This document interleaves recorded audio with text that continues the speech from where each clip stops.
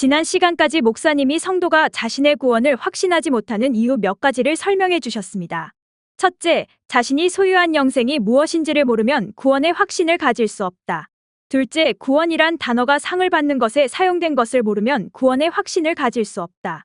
셋째, 예수님이 반어법으로 구원을 가르치신 것을 모르면 구원의 확신을 가질 수 없다. 넷째, 성경이 가르치는 죄와 율법이 무엇인지를 모르면 구원의 확신을 가질 수 없다. 다섯째, 성경이 가르치는 회개가 무엇인지를 모르면 구원의 확신을 가질 수 없다. 목사님의 설명을 통해 더욱 구원의 확신을 가지게 되었습니다. 이 시간에는 어떤 것을 가르쳐 주실 것입니까? 이 시간에는 성도가 자신의 구원에 확신하지 못하는 6번째 이유를 설명하려고 합니다. 성도가 자신의 구원에 확신하지 못하는 6번째 이유는 자신이 예수님을 구주로 믿은 후부터 자신의 영혼이 성경의 표현으로 자신의 영이 영원히 절대로 죄를 짓지 않는 것을 모르기 때문입니다. 성경은 중생한 신자의 영이 예수님을 믿을 때 완전 성화 혹은 완전 영화를 이룬 것을 명백하게 가르칩니다. 하지만 불행하게도 오랜 세월 동안 대부분의 기독교인들은 성경의 구원론 난해 구절들이 행위 구원을 가르치는 것으로 오해했습니다. 이 때문에 그들은 중생한 신자의 영이 완전 성화 혹은 완전 영화를 이룬 것을 가르치는 성경 말씀을 외면했습니다.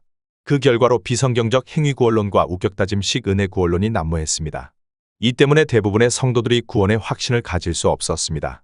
그러므로 우리는 중생한 신자의 영이 영원히 절대로 죄를 짓지 않는 것을 가르치는 성경 말씀을 반드시 깨달아야 합니다. 첫째, 히브리서 기자는 중생한 신자의 영이 영원히 절대로 죄를 짓지 않는 것을 다음과 같이 설명했습니다. 히브리서 10장 14절. 그가 거룩하게 된 자들을 한 번의 제사로 영원히 온전하게 하셨느니라. 본문에 거룩하게 된 자들은 중생한 신자들을 뜻합니다. 본문에 영원히 온전하게 하셨느니라의 헬라어 동사가 과거 완료형입니다. 본문은 중생한 신자의 영이 예수님을 믿을 때 영원히 온전하게 됐다는 뜻입니다. 예수님을 구주로 믿은 사람의 영이 영생을 얻은 것은 그의 영이 완전히 성화 혹은 완전히 영화된 것을 뜻합니다. 이 때문에 히브리서 기자가 그가 거룩하게 된 자들을 한 번의 제사로 영원히 온전하게 하셨다고 선포한 것입니다. 둘째, 요한 사도는 중생한 신자의 영이 영원히 절대로 죄를 짓지 않는 것을 다음과 같이 선포했습니다. 요한일서 3장 9절. 하나님께로부터 난 자마다 죄를 짓지 아니하나니 이는 하나님의 씨가 그의 속에 거하며 그도 범죄하지 못하는 것은 하나님께로부터 났음이라. 요한일서 5장 18절. 하나님께로부터 난 자는 다 범죄하지 아니하는 줄을 우리가 아노라. 하나님께로부터 나신 자가 그를 지키심에 악한 자가 그를 만지지도 못하느니라. 2007년경의 어느 날입니다. 제가 전광훈 목사님의 말씀학교에 참석했을 때 전 목사님은 요한일서 3장 9절, 5장 18절을 근거로 중생한 신자의 영은 죄를 짓지 않는다고 주장했습니다. 그런 주장을 처음 들었기 때문에 크게 놀랐습니다. 제가 소속한 교단의 신학 교수님들은 중생한 신자의 영도 죄를 짓는다고 주장했기 때문이고 저도 그렇게 믿고 있었기 때문입니다. 그러나 본서를 쓰면서 전 목사님의 주장이 옳은 것을 알게 되었습니다. 요한일서 5장 18절에 아니하는과 못하느니라의 헬라어가 절대부정 부사우크입니다. 앞서 설명한 것처럼 절대부정 부사우크는 다른 경우가 절대로 일어날 수 없는 경우에 사용되는 단어입니다. 사람은 예수님을 믿을 때 영만 구원을 받습니다.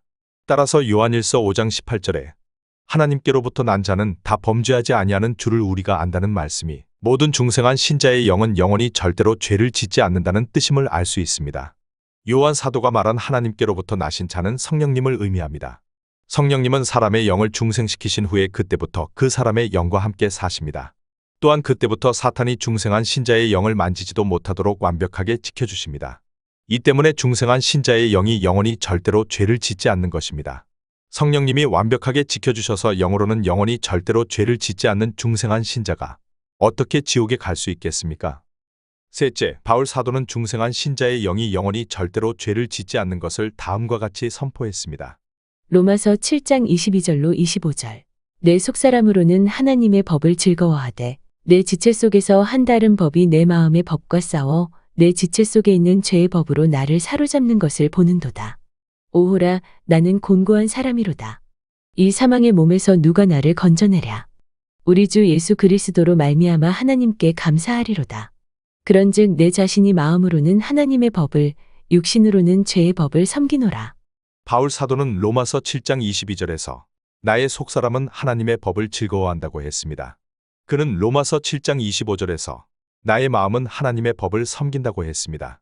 이것을 볼 때 바울 사도가 속사람이란 단어와 마음이란 단어를 같은 뜻으로 사용한 것을 알 수 있습니다. 바울 사도가 말한 속사람은 영을 의미하고 지체는 육을 의미합니다. 예수님이 육으로 난 것은 육이요 영으로 난 것은 영이라고 선포하셨기 때문입니다. 따라서 중생한 신자의 영과 육이 따로 행동하는 것을 알 수 있습니다. 다시 말해서 중생한 신자의 영은 절대로 죄를 짓지 않고 육만 죄를 짓는 것을 알 수 있습니다. 하나님은 중생한 신자가 몸으로 죄를 지으면 그 몸에게만 벌을 내리십니다. 고린도전서 3장 16절로 17절. 너희는 너희가 하나님의 성전인 것과 하나님의 성령이 너희 안에 계시는 것을 알지 못하느냐? 누구든지 하나님의 성전을 더럽히면 하나님이 그 사람을 멸하시리라. 하나님의 성전은 거룩하니 너희도 그러하니라. 본문의 성전은 중생한 신자의 몸을 의미합니다. 구약시대의 성전에 하나님이 임재해 계셨던 것처럼 지금은 중생한 신자의 몸속에 성령님이 임재해 계십니다. 구약시대의 사람들이 지나치게 성전을 더럽히면 하나님이 그 성전을 파괴하신 것처럼 중생한 신자가 몸으로 지나치게 죄를 지으면 하나님이 그 몸을 멸하십니다. 또한 그의 몸으로 죄를 지은 만큼 하늘의 상을 박탈하십니다. 그러나 그의 영은 반드시 천국에 데려가십니다. 이것을 증명하는 사람이 고린도전서 5장에 기록된 필륜죄를 범한 사람입니다. 고린도전서 5장 1절. 너희 중에 심지어 음행이 있다 함을 들으니 그런 음행은 이방인 중에서도 없는 것이라. 누가 그 아버지의 아내를 취하였다 하는도다. 고린도전서 5장 5절. 이런 자를 사탄에게 내주었으니 이는 육신은 멸하고 영은 주 예수의 날에 구원을 받게 하려 함이라. 예수님은 중생한 신자의 영이 육신에 의하여 어쩔 수 없이 죄에 동참하는 것을 다음과 같이 설명하셨습니다. 마태복음 26장 41절. 시험에 들지 않게 깨어 기도하라. 마음에는 원이로되 육신이 약하도다 하시고. 중생한 신자는 자신의 육체가 죄를 지은 것 때문에 자신의 영이 더러워졌을 경우에 어떻게 해야 하십니까? 당연히 육체가 지은 죄를 회개한 후에 예수님의 보혈로 육체와 영을 씻어야 합니다. 100% 상대방의 잘못으로 사고가 난 자동차를 수리해야 하는 것과 같습니다. 바울 사도는 이것을 다음과 같이 가르쳤습니다. 고린도후서 7장 1절. 그런즉 사랑하는 자들아, 이 약속을 가진 우리는 하나님을 두려워하는 가운데서 거룩함을 온전히 이루어 육과 영의 온갖 더러운 것에서 자신을 깨끗하게 하자. 중생한 신자는 최대한 죄를 짓지 말고 선하게 살기를 힘써야 합니다. 천국에 가기 위해서가 아니라 하나님께 영광을 돌리기 위해서, 그리고 복과 상을 받기 위해서, 저주를 받지 않고 상을 박탈당하지 않기 위해서 그렇게 해야 합니다. 넷째, 바울 사도는 중생한 신자의 영이 영원히 절대로 죄를 짓지 않는 것을 다음과 같이 선포했습니다. 에베소서 2장 4절로 6절. 긍휼이 풍성하신 하나님이 우리를 사랑하신 그 큰 사랑을 인하여 허물로 죽은 우리를 그리스도와 함께 살리셨고 너희는 은혜로 구원을 받은 것이라. 또 함께 일으키사 그리스도 예수 안에서 함께 하늘에 앉히시니. 본문에 우리는 바울 사도와 예수님을 구주로 믿어서 영이 중생한 에베소 교회 성도들을 의미합니다. 바울 사도는 우리는 그리스도와 함께 죽었고 그와 함께 부활했고 그의 은혜로 구원을 받았고 그와 함께 승천했고 그와 함께 하늘 보좌에 앉았다고 선포했습니다. 헬라어 성경을 보면 본문의 헬라어 동사가 모두 과거 완료형인 것을 알 수 있습니다. 본문을 볼 때 바울 사도와 에베소 교회의 중생한 성도들이 과거에 예수님을 믿을 때, 즉 그들의 영이 과거에 중생할 때 예수님과 한 몸이 된 후에 현재 천국에서 예수님과 함께 살고 있는 것을 알 수 있습니다. 에베소서 1장 23절. 교회는 그의 몸이니 만물 안에서 만물을 충만하게 하시는 이의 충만함이니라. 본문에서 보는 것처럼 사람은 예수님을 믿을 때 그의 영이 예수님과 한 몸이 됩니다. 예수님이 천국에 계심으로 주님과 한 몸이 된 중생한 신자의 영도 천국에 있습니다. 이 때문에 바울 사도가 에베소 교회의 중생한 신자들에게 우리가 현재 예수님과 함께 천국에 있다고 선언한 것입니다. 성경 주석학자 마이어 목사님은 에베소서 2장 4절로 6절을 다음과 같이 해석했습니다. 또 그리스도의 역사하심이 끝난 것을 말하는 과거의 시제에 주의하자.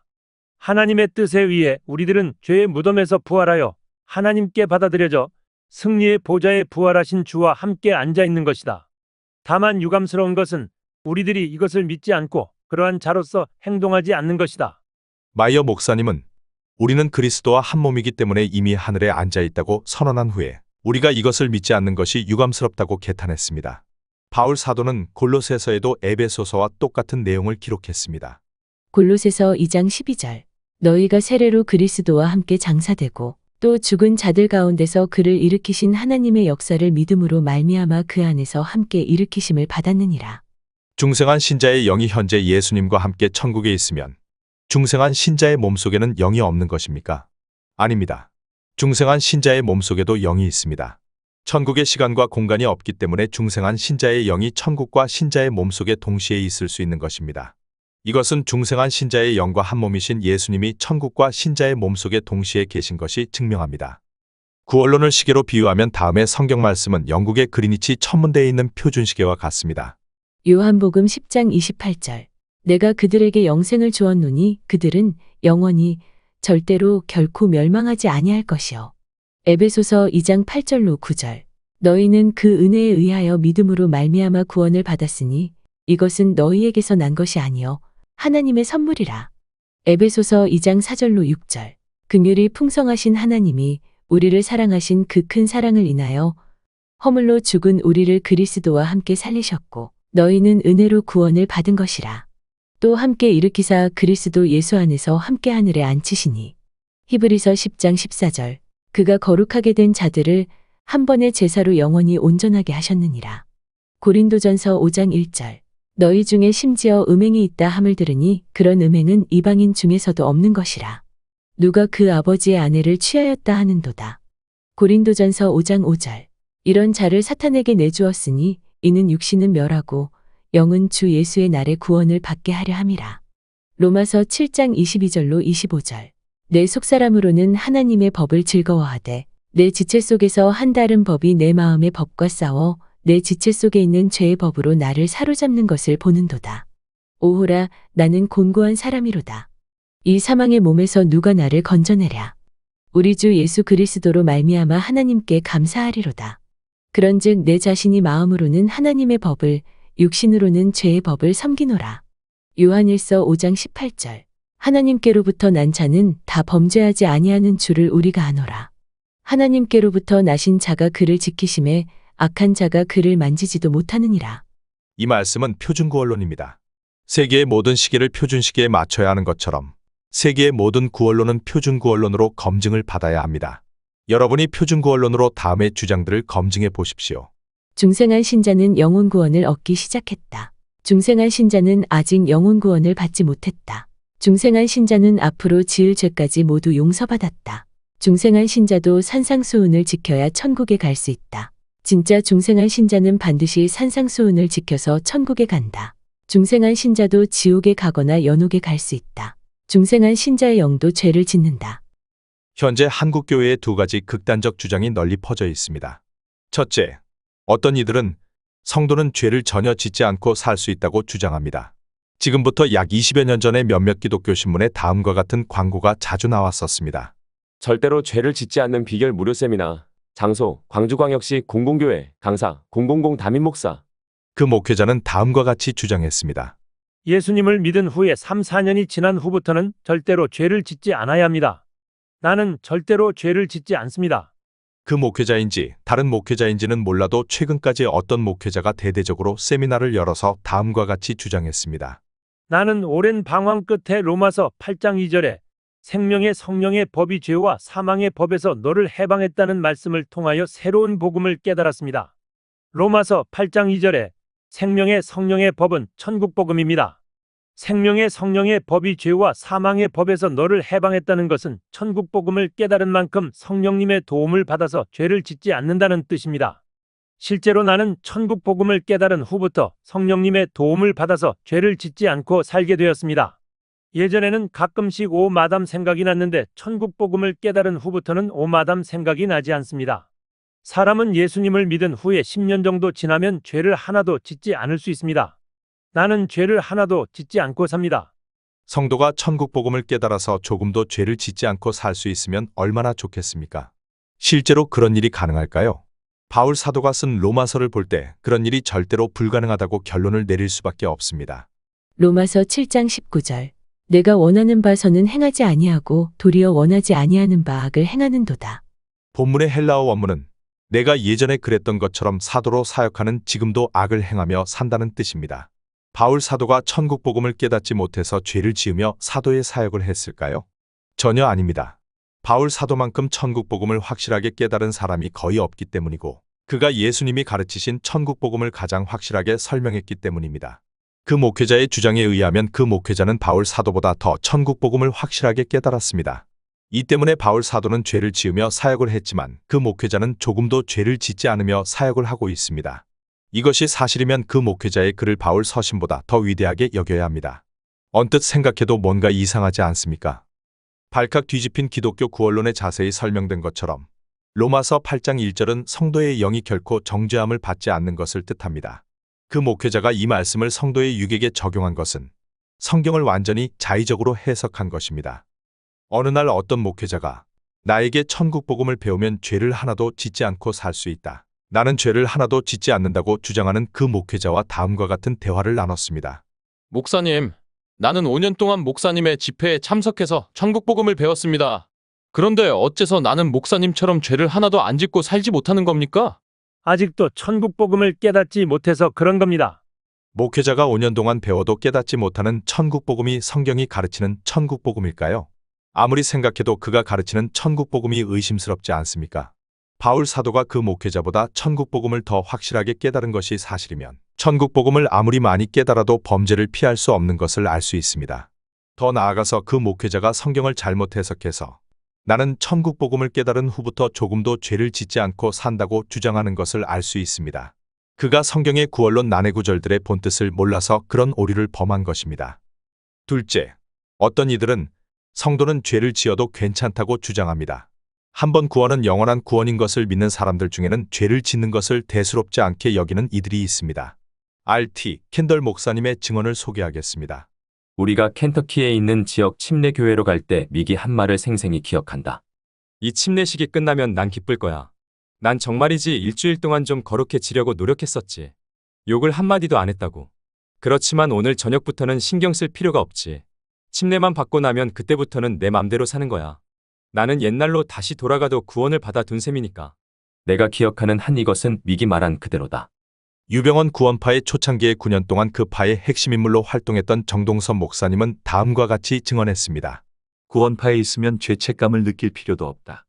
구원파에선 일단 죄 사함을 받으면 육신적으로 어떻게 생활하든 상관없다. 정통교회는 회개를 통한 생활의 변화를 촉구한다. 회개란 죄로부터 하나님께 돌이켜 그분을 섬기기로 작정하는 삶을 말한다. 이것이 기독교의 본질이다. 따라서 일단 죄 사함을 받으면 회개할 필요가 없다는 구원파는 기독교가 아니다.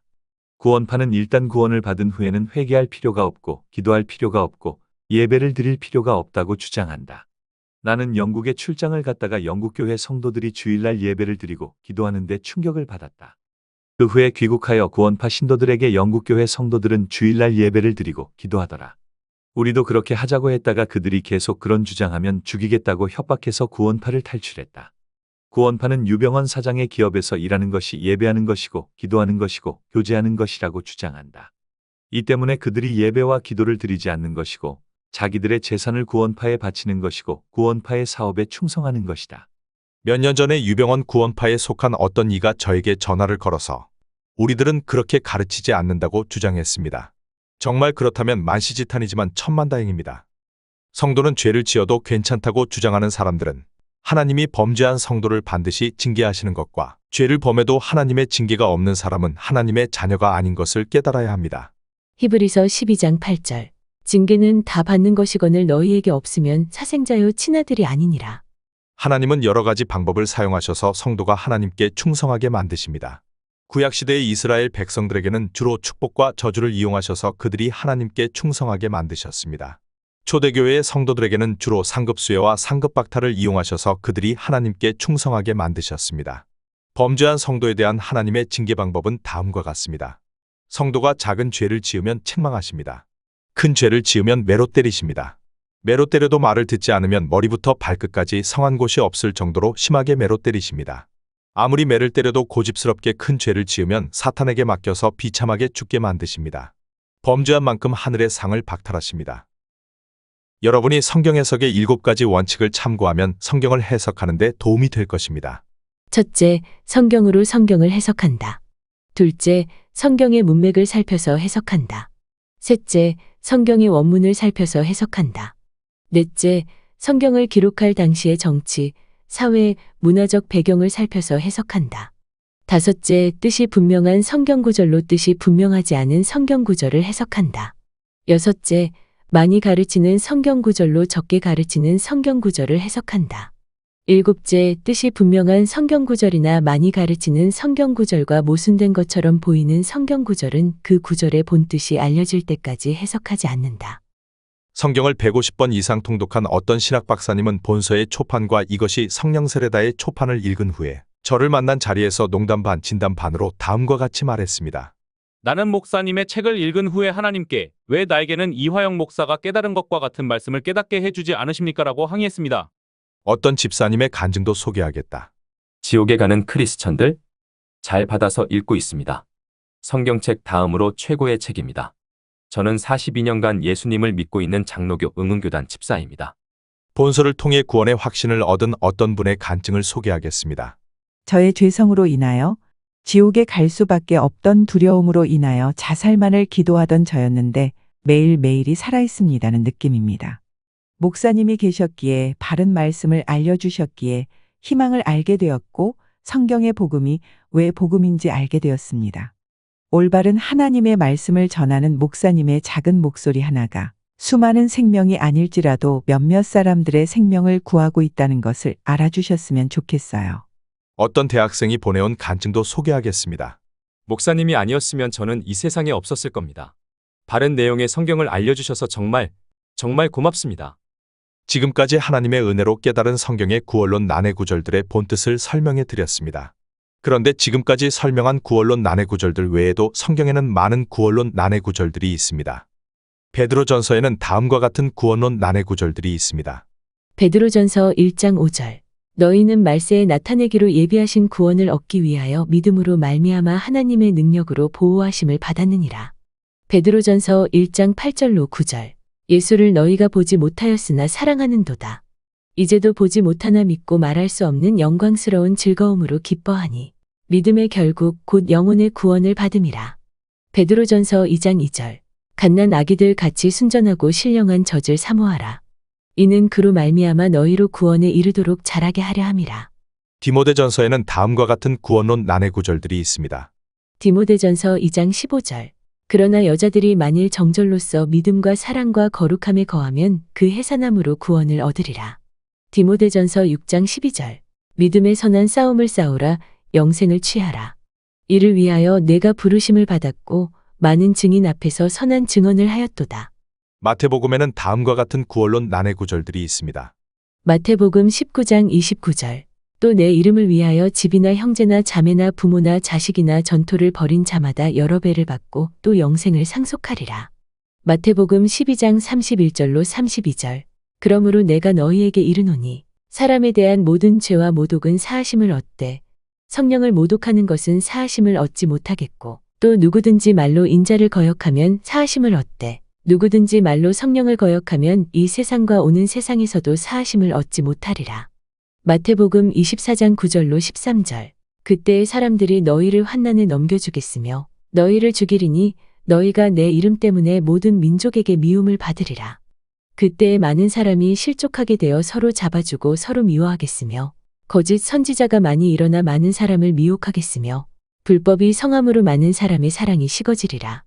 그러나 끝까지 견디는 자는 구원을 얻으리라. 마태복음 25장 32절로 36절. 인자가 자기 영광으로 모든 천사와 함께 올 때에 자기 영광의 보좌에 앉으리니 모든 민족을 그 앞에 모으고 각각 구분하기를 목자가 양과 염소를 구분하는 것 같이 하여 양은 그 오른편에 염소는 왼편에 두리라.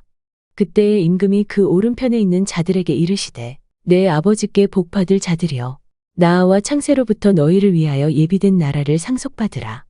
내가 줄일 때에 너희가 먹을 것을 주었고 목마를 때에 마시게 하였고 나그네 되었을 때에 영접하였고 헐벗었을 때에 옷을 입혔고 병들었을 때에 돌보았고 옥에 갇혔을 때에 와서 보았느니라. 마태복음 25장 45절로 46절. 이에 임금이 대답하여 이르시되 내가 진실로 너희에게 이르노니 이 지극히 작은 자 하나에게 하지 아니한 것이 곧 내게 하지 아니한 것이니라 하시리니 그들은 영벌에 의인들은 영생에 들어가리라 하시니라. 갈라디아서에는 다음과 같은 구원론 난해 구절들이 있습니다. 갈라디아서 6장 7절로 8절. 스스로 속이지 말라. 하나님은 업신여김을 받지 아니하시나니 사람이 무엇으로 심든지 그대로 거두리라. 자기의 육체를 위하여 심는 자는 육체로부터 썩어질 것을 거두고 성령을 위하여 심는 자는 성령으로부터 영생을 거두리라. 에베소서에는 다음과 같은 구원론 난해 구절들이 있습니다. 에베소서 1장 3절로 5절. 찬송하리로다. 하나님 곧 우리 주 예수 그리스도의 아버지께서 그리스도 안에서 하늘에 속한 모든 신령한 복을 우리에게 주시되 곧 창세 전에 그리스도 안에서 우리를 택하사 우리로 사랑 안에서 그 앞에 거룩하고 흠이 없게 하시려고 그 기쁘신 뜻대로 우리를 예정하사 예수 그리스도로 말미암아 자기의 아들들이 되게 하셨으니.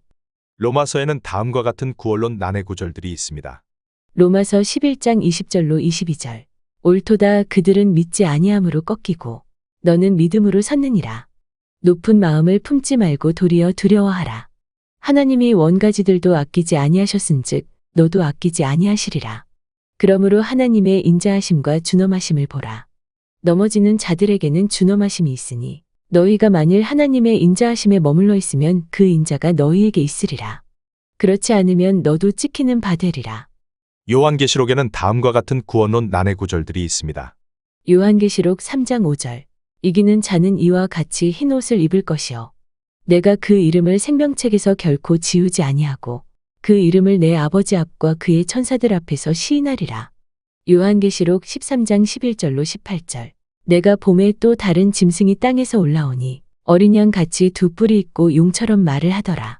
그가 먼저 나온 짐승의 모든 권세를 그 앞에서 행하고 땅과 땅에 사는 자들을 처음 짐승에게 경배하게 하니 곧 죽게 되었던 상처가 나은 자니라. 큰 이적을 행하되 심지어 사람들 앞에서 불이 하늘로부터 땅에 내려오게 하고 짐승 앞에서 받은 바 이적을 행함으로 땅에 거하는 자들을 미혹하며 땅에 거하는 자들에게 이르기를 칼을 상하였다가 살아난 짐승을 위하여 우상을 만들라 하더라. 그가 권세를 받아 그 짐승의 우상에게 생기를 주어 그 짐승의 우상으로 말하게 하고 또 짐승의 우상에게 경배하지 아니하는 자는 몇이든지 다 죽이게 하더라. 그가 모든 자 곧 작은 자나 큰 자나 부자나 가난한 자나 자유인이나 종들에게 그 오른손에나 이마에 표를 받게 하고 누구든지 이 표를 가진 자 외에는 매매를 못하게 하니 이 표는 곧 짐승의 이름이나 그 이름의 수라. 지혜가 여기 있으니 총명한 자는 그 짐승의 수를 세어보라. 그것은 사람의 수니 그의 수는 666이니라. 이런 난해 구절들의 본뜻을 깨달아야만 성경의 구원을 바르게 이해할 수 있습니다. 그리고 이런 난해 구절들의 본뜻을 깨달으면 자동적으로 그동안 믿어온 천주교의 구원론 교리, 칼빈주의 5대 교리, 알미니안주의 5대 교리, 루터주의 구원론 교리에 중대한 오류가 있는 것을 알 수 있습니다. 이에 관한 설명과 강의에서 설명하지 못한 성경의 구원론 난해 구절들은 발칵 뒤집힌 기독교 구원론을 참고하시기 바랍니다. 흔들리지 않는 구원의 확신을 가지려면 이 강의를 반복해서 듣거나 발칵 뒤집힌 기독교 구원론을 반복해서 읽어야 합니다. 대부분의 목회자들이 매우 그럴듯하게 행위구원론을 가르치거나 우격다짐시 근해구원론을 가르치기 때문입니다. 아무쪼록 여러분 모두 발칵 뒤집힌 기독교 구원론과 이 강의를 통해 구원의 확신을 가지고 기쁘고 힘차게 하나님을 섬기게 되기를 주님의 이름으로 축원합니다. 아멘. 성경이 가르치는 구원에 관한 자세한 설명은 발칵 뒤집힌 기독교 구원론을 참고하시기 바랍니다. 성경이 가르치는 구원에 관한 쉽고 재미있는 설명은 신철로역정을 참고하시기 바랍니다. 이 책들은 교보문고, 생명의 말씀사, 가피플, 영풍문고, 알라딘, 지마켓, 옥션 등에서 구입하실 수 있습니다. 구독, 좋아요, 공유는 방송을 하는데 큰 힘이 됩니다. 시청해주셔서 감사드립니다.